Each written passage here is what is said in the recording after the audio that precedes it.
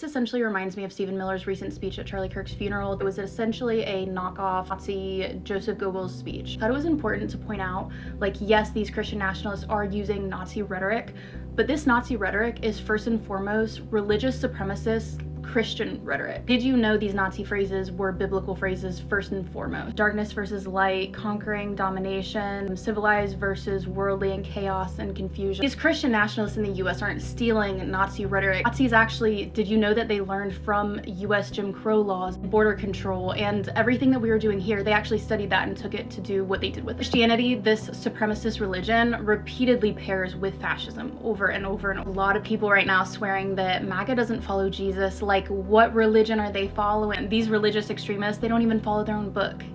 Yes, they do. Yes, they do. Yes, they do. They're using the no true Scotsman fallacy just like they use on you. Jesus himself said he came to fulfill, not change, their religious supremacist Old Testament that's full of genocide, slavery, racism, misogyny. Instead of condemning any of this, he uses constant phrases like the way is narrow, don't be of the world. He continues to establish an outgroup by reaffirming average civilians are of darkness, they are lost. Not only is everyone evil, but the people who are outside of following him and his ways and a part of this group, they are all lost, they are without redemption specifically, and they actually desire that evil and to be set apart from good.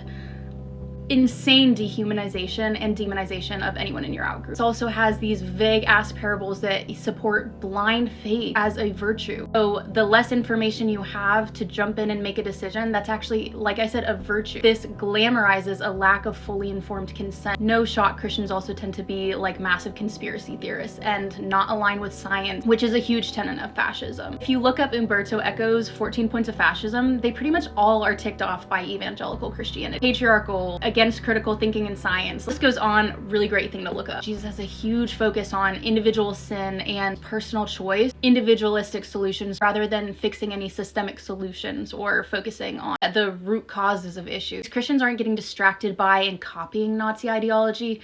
This supremacist ideology is within their framework from the Old Testament to the New Testament. Consider one of the main pitches that I get from Christians: God will bless me as an atheist if I turn to Christianity. That is a common theme you see all throughout the Old Testament and continues through the New Testament. This is inherently prosperity gospel. Think about how this causes Christians to view oppressed and subjugated and impoverished people. This was already used to justify and explain war success and privilege in Bible times. Think about how this dictates our modern day foreign policy. It's the same factors at play. Think about how this would cause us to look at other non-Christian or impoverished nations. We are the #1 US, like, think about how that would pair with nationalism and fascism and capitalism.